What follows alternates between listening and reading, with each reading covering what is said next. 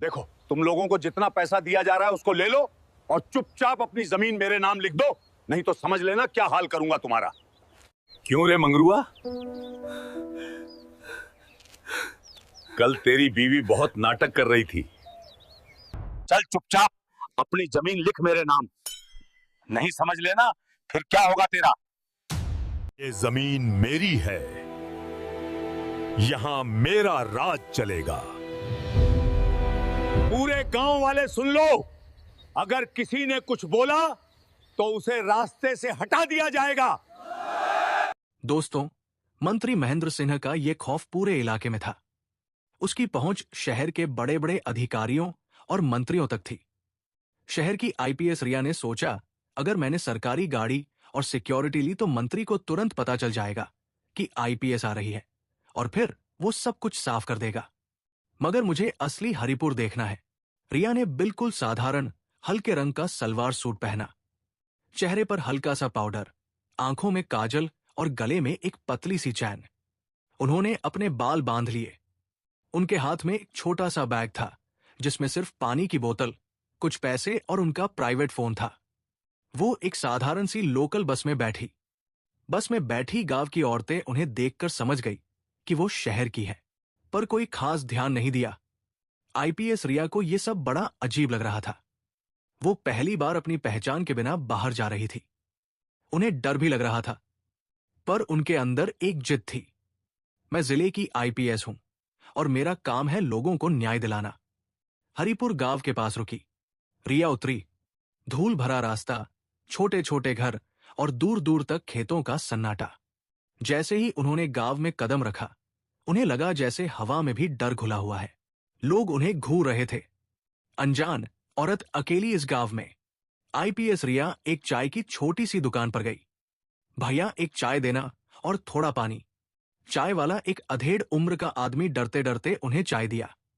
उसने फुसफुसाकर पूछा, आप नई लग रही है, कहां से आई है? रिया ने नकली मुस्कान के साथ कहा, जी, मैं पास के शहर से आई हूं। मेरी मौसी यहां रहती थी, उनसे मिलने आई थी, पर घर नहीं मिल रहा। चाय वाला घबरा गया। कौन मौसी? कहां रहती थी? जल्दी बताओ और अपना काम करके जल्दी निकलो यहां से। रिया ने पूछा, क्यों, क्या हुआ? सब इतना डरे हुए क्यों हैं? चाय वाले ने चारों तरफ देखा जैसे दीवारों के भी कान हो। मैडम जी, आप शहर की लगती है और शरीफ लगती है। मेरी मानो यहां से जल्दी निकल जाओ। ये गांव अच्छा नहीं है। यहां सिर्फ एक ही कानून चलता है, मंत्री महेंद्र सिंह का कानून। वो किसी भी नई लड़की को उठा ले जाता है। रिया ने चाय का पैसा दिया और आगे बढ़ गई। उनके दिल में अब गुस्सा भर गया था। इस आतंक को तो जड़ से मिटाना ही होगा। उन्होंने मन में ठान लिया। आईपीएस रिया धीरे धीरे गांव के बाजार की तरफ आई। वो बिल्कुल आम औरतों की तरह सब्जी के ठेले के पास रुकी और उस सब्जी वाले से पूछा, भैया, ये टमाटर कैसे दिए? सब्जी वाला बोला, 60 रुपए किलो दीदी। रिया टमाटर छांटने लगी। तभी एक तेज आवाज आई, ओए ठेले वाले, मेरी तरफ देख। ये आवाज थी अर्जुन सिंह की, जो मंत्री का बेटा था। वो एक सफेद स्कॉर्पियो से उतरा। उसके साथ 2 मोटे तगड़े गुंडे थे। ठेले वाला काम गया। उसने जल्दी से अर्जुन सिंह को नमस्ते किया। अर्जुन ने ठेले पर रखे सबसे अच्छे आलू, प्याज और 2 किलो टमाटर उठाए और एक प्लास्टिक की थैली में भर दिए। ठेले वाला धीरे से बोला, बाबूजी, पैसे। अर्जुन सिंह रुका। उसने अपनी पट की जेब में हाथ डाला पर पैसे निकाले नहीं और सब्जी वाले से बोला, ओए तू जानता नहीं है क्या मैं कौन हूं? पैसे किसके लिए? उसने हंसते हुए कहा और आगे बढ़ गया। ठेले वाला मायूस हो गया और वो जानता था कि पैसे नहीं मिलेंगे। वो चुपचाप आंसू पोंछने लगा। आईपीएस रिया ने ये सब देखा। उनका पुलिस वाला दिमाग तुरंत एक्टिव हो गया। रिया ने आवाज लगाई, रुकिए। उसके तुरंत बाद अर्जुन सिंह के कदम रुक गए। वो मुड़ा। ठेले वाला काम गया और रिया की तरफ भयानक नजर से देखा। आईपीएस रिया सीधे अर्जुन सिन्हा के सामने खड़ी हो गई। अर्जुन ने रूखेपन से पूछा, क्या हुआ, क्या चाहिए? रिया ने बिल्कुल शांत पर मजबूत आवाज में कहा, इनका पैसा दो, नहीं तो सब्जी वापस रखो। पूरे बाजार में सन्नाटा छा गया। हवा थम गई। ठेले वाला, पास की दुकान वाले, सभी की आंखें फटी रह गई। ये औरत पागल है क्या? सब सोच रहे थे। इसने अभी अभी अर्जुन सिन्हा को ललकारा है। अर्जुन सिंह को शायद किसी ने पहली बार पैसा दो कहा था। उसने एक पल के लिए रिया को ऊपर से नीचे तक देखा जैसे कोई मच्छर देख रहा हो। उसने हंसकर कहा, ओए, तुझे पता भी है तू किससे बात कर रही है? जानती भी हो मैं कौन हूं? मेरे बाप का नाम सुना है, मंत्री महेंद्र सिंह। रिया ने उसकी आंखों में सीधा देखते हुए जवाब दिया। उनकी आवाज में ना डर था ना गुस्सा, बस एक साफ आदेश था, नहीं और जानने में रुचि भी नहीं है। यह सुनना था कि अर्जुन सिंह का खून खौल गया। उसके चेहरे पर लालिमा आ गई और चिल्लाते हुए बोला, तेरी इतनी हिम्मत? अर्जुन सिंह ने गुस्से में अपना हाथ उठाया, जैसे रिया को थप्पड़ मारने ही वाला था। तभी ठेले वाला चीख पड़ा, अरे दीदी, छोड़ो ना, क्यों जान की मुसीबत मोल ले रही हो? अर्जुन सिंह ने गुस्से में मगर धीमी आवाज में बोला, देख, अगर तू यहां से चुपचाप नहीं निकली तो मैं तुझे उठा ले जाऊंगा। फिर पता चलेगा कि मेरा बाप कौन है। आईपीएस रिया टस से मस नहीं हुई और बोली, उठाओ, मैं यहां खड़ी हूं। उठाओ मुझे और फिर देखना कि तुम्हें क्या सजा मिलती है। यह देखकर अर्जुन सिंह और उसके गुंडे रुक गए। अर्जुन सिंह ने एक सेकंड सोचा, इसे मारना ठीक नहीं होगा। अगर कल को कोई बखेड़ा हो गया तो फिर। वो गुस्से में सब्जी की थैली जमीन पर फेंक कर गाड़ी में बैठा और गुंडों को लेकर तेजी से चला गया। जाते जाते उसने रिया को घूर कर देखा जैसे कल इसका हिसाब लेगा। गांव वाले हैरान थे। सब ने रिया को इस तरह देखा जैसे उन्होंने कोई चमत्कार कर दिया हो। ठेले वाला डरते डरते पूछा, दीदी आप ठीक हो? आपने ये क्या कर दिया? अब वो लोग आपको छोड़ेंगे नहीं।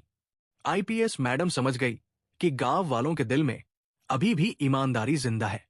बस उसे जगाने के लिए एक चिंगारी चाहिए और वो चिंगारी वो खुद बनेगी। शाम ढल चुकी थी। पूरे गांव में अंधेरा छा गया था। वही भयानक सन्नाटा जो हर शाम अर्जुन सिंह के आतंक के साथ गहरा हो जाता था। आईपीएस रिया ने दिन भर गांव के चारों तरफ घूमकर माहौल को भांप लिया था। वो समझ गई कि दिन के उजाले में कोई उनसे बात नहीं करेगा। वो जिस छोटे से किराए के कमरे में ठहरी थी, एक पुरानी टीचर के घर में, वहां उन्होंने रात 10 बजे तक इंतजार किया। उन्होंने अपने कपड़ों के अंदर एक छोटा मगर पावरफुल रिकॉर्डर और कैमरा छिपा लिया था। उनके पास कोई हथियार नहीं था सिवाय उनकी बुद्धि और पुलिस वाली पावर के। रात के लगभग 11 बजे वो चुपके से कमरे से बाहर निकली। उन्होंने अपने चेहरे पर एक पतला दुपट्टा लपेट लिया ताकि अंधेरे में भी उनकी पहचान ना हो पाए। उनका पहला निशाना था गांव की पुरानी चौपाल। ये वो जगह थी जहां कभी गांव के फैसले होते थे, पर अब ये सिर्फ टूटे फूटे कागजों का गोदाम बन गया था। उन्हें पता था कि मंत्री ने जमीन के कागजात यही कहीं छिपाए होंगे। चौपाल में घना अंधेरा था।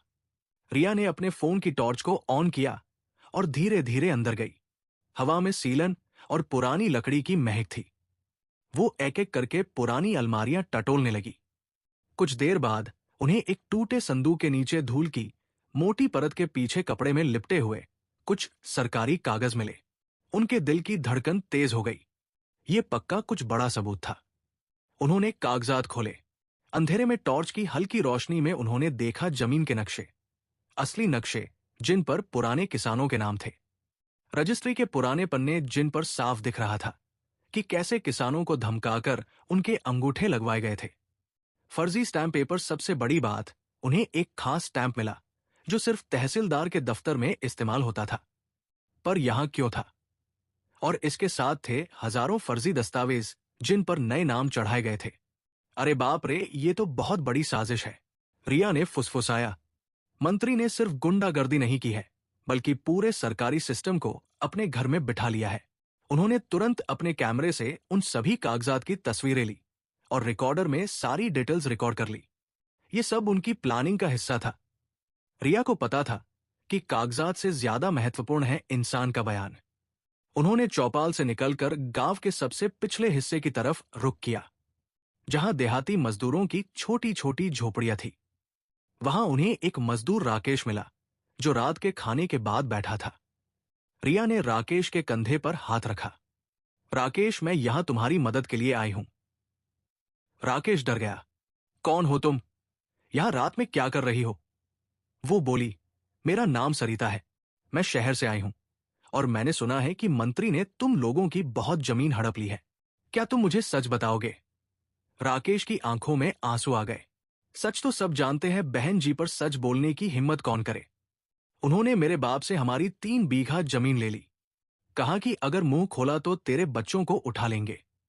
ये सब बात सुनकर रिया ने उसे भरोसा दिलाया। डरो मत, मैं रिकॉर्ड कर रही हूं। तुम्हारी आवाज तुम्हारे गांव को बचाएगी। राकेश ने फिर बोलना शुरू किया। उसने बताया कि कैसे तहसीलदार मंत्री के घर रोज आता है। दारोगा जी को हर महीने मंत्री की तरफ से रिश्वत का लिफाफा मिलता है। जब कोई किसान शिकायत करने जाता है तो उसे थाने में 2-3 दिन भूखा रखा जाता है और फिर डराकर खाली कागज पर लिखवा लेते हैं कि मेरी शिकायत झूठी है। सबसे बड़ी बात जो राकेश ने बताई, बहन जी, ये जो फर्जी कागजात बनते हैं ना, ये सब पुलिस स्टेशन के पीछे वाले कमरे में बनते हैं। मंत्री का मुंशी रात में वहां आता है और दारोगा के साथ मिलकर काम करता है। ये सुनकर रिया के मुंह से निकला तो पूरी टीम मिली हुई है। रिया ने राकेश को चुप रहने के लिए कहा और वादा किया कि अगले 48 घंटों में सब ठीक हो जाएगा। रात के लगभग 2 नार बज रहे थे। आईपीएस रिया को वापस अपने कमरे की तरफ जाना था, पर उनका रास्ता मंत्री के बड़े घर के पास से गुजरता था। जैसे ही वो गली के कोने पर मुड़ी, उन्होंने देखा कि एक आदमी एक मोटरसाइकिल पर बैठा बीड़ी पी रहा है। ये आदमी, जिसका नाम बंटी था, मंत्री का भरोसेमंद गुंडा था। बंटी ने रिया को देखा। एक अनजान औरत अकेली रात के 2 बजे। बंटी ने सोचा ये शहर वाली औरत दिन में तो बहुत हैकड़ी दिखा रही थी, अब कहां जा रही है? बंटी की शक की सुई घूम गई। उसने अपनी बाइक स्टार्ट की और रिया की तरफ आया और बोला, ओए लड़की रुक। रिया ने अपनी चाल धीमी की पर रुकी नहीं। उन्होंने अपने दिमाग में तेजी से एक नकली कहानी तैयार की। बंटी बाइक से उतरकर उनके सामने आया। कौन है तू? कहां से आई है? गांव में तेरा क्या काम है? रिया ने घबराए हुए होने का नाटक किया। जी, मेरा नाम पायल है, मैं बगल के गांव से आई हूं। मेरी चाची की तबीयत बहुत खराब है, उन्हीं को देखने आई थी। रात हो गई तो फंस गई। वो बोला, चाची कौन? इस गली में कोई चाची नहीं रहती। और ये क्या, तेरे कपड़े तो बिल्कुल साफ सुथरे हैं, इतनी रात को कोई चाची को देखने आती है क्या? बंटी ने धमकी भरे अंदाज में कहा। रिया को पता था कि अब झूठ बोलना खतरनाक है। उन्होंने थोड़ा गुस्सा दिखाया। तुम मुझसे ऐसे क्यों बात कर रहे हो? क्या तुम मेरे चरित्र पर सवाल उठा रहे हो? मेरा घर पास में ही है, मुझे जाने दो। रिया ने एक पल के लिए बंटी की तरफ आंखें तरेर कर देखा। बंटी एक पल के लिए डर गया। उसे लगा कि शायद ये कोई गुस्सैल रिश्तेदार है जो सच बोल रही है। बंटी ने कहा, चल भाग जा, पर अगर तू कल यहां दिखी तो अच्छा नहीं होगा। रिया ने तेजी से वहां से कदम बढ़ाए और आगे निकल गई। रिया अब जानती थी कि अब इंतजार नहीं किया जा सकता, एक्शन लेना होगा। अगले दिन सुबह गांव में थोड़ी चहल पहल थी। अर्जुन से पिछली रात की हैकड़ी भूल नहीं पाया था। उसका अहंकार बुरी तरह घायल हुआ था। वो बंटी से मिला। बंटी, उस शहर वाली औरत का क्या हुआ? बंटी ने बताया, बाबूजी, वो कल रात तो भाग गई, पर मुझे उस पर शक है। वो यहां किसी काम से आई है। अर्जुन सिन्हा आग बबूला हो गया। ढूंढो उसे सबक सिखाना है। उसे गांव के बाहर ले जाओ और सबक सिखाओ ताकि वो कभी वापस आने की हिम्मत ना करे। अर्जुन ने अपने 4 सबसे भरोसेमंद गुंडों को रिया को अगवा करने का काम दिया। दोपहर का समय था। आईपीएस रिया अपनी गुप्त रिकॉर्डिंग और सबूतों को अपने निजी फोन पर सुरक्षित कर रही थी, ताकि अगर उन्हें कुछ हो भी जाए तो सबूत मुख्यालय तक पहुंच जाएं। गुंडे रिया के किराए वाले घर के पास घात लगाकर बैठे थे। जैसे ही वो बाहर निकली, गुंडों ने उन्हें घेर लिया और बोला, चल चुपचाप गाड़ी में बैठ जा, नहीं तो यही घसीट कर ले जाएंगे। एक गुंडे ने रिया का हाथ पकड़ा। रिया ने बिना डरे उसका हाथ झटक दिया। हाथ मत लगाओ। तभी गांव के 2 जवान लड़के संजय और राहुल, जो पास ही एक दुकान के पास बैठे थे, उन्होंने ये सब देखा। संजय ने राहुल से कहा, अरे ये तो वही दीदी है ना जिसने कल अर्जुन सिन्हा को बाजार में ललकारा था, और ये लोग इन्हें कहां ले जा रहे हैं? ये दोनों लड़के बिना जाने कि वो आईपीएस है, बस उस औरत की हिम्मत के कायल थे। चल, हमें कुछ करना होगा। दोनों लड़के चुपके से पीछे से गए। संजय ने एक गुंडे को धक्का दिया और राहुल ने दूसरे गुंडे के पैर में अपनी साइकिल फंसा दी। अचानक हुए इस हमले से गुंडे भौचक के रह गए। भागो दीदी भागो। संजय चिल्लाया। रिया को मौका मिल गया। वो तेजी से भागी और एक भीड़ भरी गली में घुस गई। गुंडे संजय और राहुल को धमकाने लगे। रिया बाल बाल बची थी।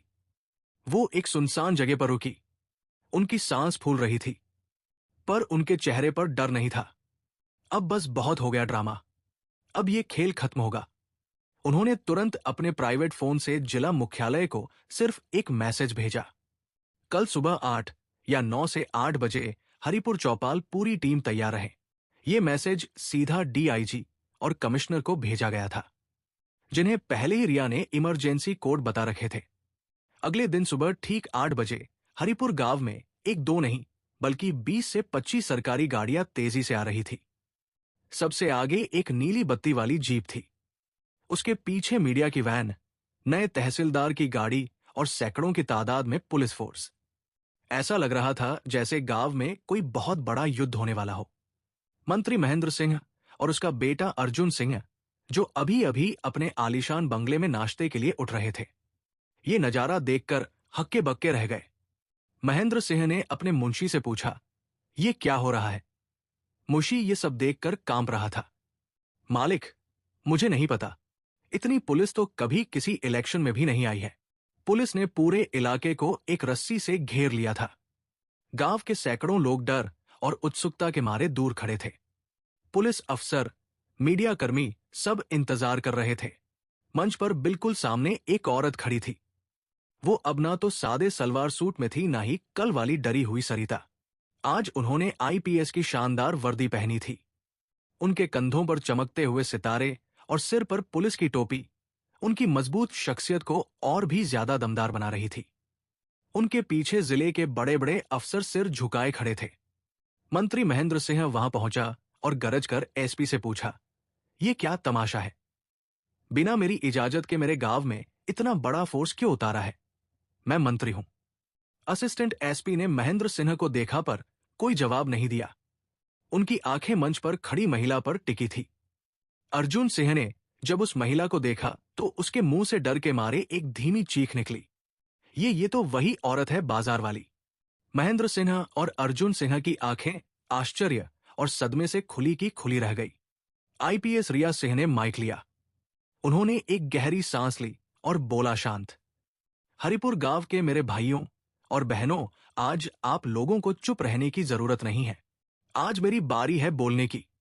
गांव में इतना सन्नाटा छा गया था कि किसी के दिल की धड़कन भी सुनी जा सकती थी। रिया ने आवाज थोड़ी ऊंची की, मैं रिया सिंह, आपके जिले की पुलिस अधीक्षक आईपीएस हूं। वही आईपीएस जिसे आप लोग मैडम कहकर बुलाते हैं। उनकी इस एक लाइन ने पूरे गांव को हिलाकर रख दिया। ठेले वाला हरिप्रसाद वही जमीन पर बैठ गया। उसकी आंखें भर आई। रिया ने मंत्री और उसके बेटे की तरफ देखा। कल जो कुछ मैंने अपनी आंखों से देखा है वो आज खत्म होगा। मैंने देखा कि मंत्री महेंद्र सिंह और उसका बेटा अर्जुन सिंह आप लोगों की जमीनों पर किस तरह जबरदस्ती कब्जा कर रहे हैं। मैंने देखा कि कैसे पुलिस स्टेशन इनका अड्डा बन चुका है। मैंने देखा कि आप सब किस तरह डर के साए में जी रहे हैं। मुझे शर्म आती है इस जिले के प्रशासन पर। मैं आप लोगों को बताना चाहती हूं कि मैंने कल रात गांव की चौपाल से फर्जी कागजात बरामद किए हैं। मैंने मजदूरों से बात की है और मैंने खुद देखा कि कैसे इस मंत्री के बेटे ने बाजार में एक गरीब ठेले वाले को सरेआम परेशान किया, और जब मैंने विरोध किया तो इन लोगों ने मुझे अगवा करने की कोशिश की। अर्जुन सिंह का चेहरा सफेद पड़ गया। वो महेंद्र सिंह के पीछे छिपने की कोशिश करने लगा। रिया ने मुड़कर अपनी टीम को आदेश दिया, फोर्स, ये रहे सबूत। मेरे पास फर्जी कागजात की तस्वीरें, मजदूरों के बयान की रिकॉर्डिंग और पूरी साजिश के पुख्ता प्रूफ है। सबसे पहले मंत्री के इस मुंशी को हिरासत में लिया जाए जिसने जमीनों के फर्जी कागजात बनाए हैं। पुलिस ने तुरंत मुंशी को दबोच लिया। मुंशी चीखने लगा, साहब मेरा कोई कसूर नहीं, मुझे मंत्री जी ने धमकाया था। पर उसकी आवाज को अनसुना कर दिया गया। रिया ने मन से ही उस भ्रष्ट दरोगा को आवाज दी, ओए थानेदार जहां हो सामने आओ। डर के मारे दरोगा कांपते हुए भीड़ में से बाहर निकला। रिया ने अंतिम आदेश दिया, मंत्री महेंद्र सिंह और अर्जुन सिंह को फौरन गिरफ्तार करो। इन पर जमीन हड़पने, फर्जी दस्तावेज बनाने और एक पुलिस अधिकारी को किडनैपिंग की कोशिश करने का मुकदमा चलेगा। मंत्री की सरकारी सुविधाओं को अभी रद्द किया जाता है, इन्हें हथकड़ी पहनाई जाए। मंत्री चिल्लाने लगा, आईपीएस साहिबा, आप मेरी पॉलिटिकल पावर नहीं जानती है, मैं तुम्हें कल ही यहां से हटवा दूंगा। रिया ने उसे बीच में ही रोक दिया, बस अब तुम्हारी कोई पावर नहीं चलेगी। तुमने एक आईपीएस पर हाथ डालने की कोशिश की है, अब भुगतो। पुलिस ने तुरंत दोनों को हथकड़ी पहना दी। अर्जुन रो रहा था, पापा मुझे बचाओ, मुझे बचाओ। रिया ने आखिरी फैसला सुनाया, इस थाने के पूरे स्टाफ को तुरंत सस्पेंड किया जाता है। आज से इस गांव की जमीनों की माप दोबारा होगी। सारे फर्जी कागजात खारिज किए जाते हैं। हर उस किसान को उसकी जमीन वापस मिलेगी जिसे लूटा गया है। पूरे गांव में खुशी की लहर दौड़ गई। दोस्तों, ये कहानी हमें सिखाती है कि चाहे अन्याय और अधर्म कितना भी शक्तिशाली क्यों ना हो, वो सत्य के सामने टिक नहीं सकता। दोस्तों, विधायक की ताकत और खौफ बहुत बड़ा था, लेकिन आईपीएस रिया के साहस ने उसे मिट्टी में मिला दिया। कानून के हाथ लंबे होते हैं, ये सिर्फ एक कहावत नहीं है, बल्कि अगर प्रशासन में इच्छा शक्ति हो तो अपराधी चाहे कितना भी रसूखदार क्यों ना हो, उसे जेल की सलाखों के पीछे जाना ही पड़ता है। दोस्तों, ये कहानी पूरी तरह से काल्पनिक है। इसका किसी भी राष्ट्र, व्यक्ति, संस्था या घटना से कोई संबंध नहीं है। अतः इसे केवल कहानी के रूप में देखें। अगर कहानी अच्छी लगे तो प्लीज हमारे चैनल हैप्पी स्टोरी बुक को सब्सक्राइब जरूर करें और वीडियो को एक लाइक जरूर कर दें, जिससे हमारा हौसला और भी बढ़ता रहे।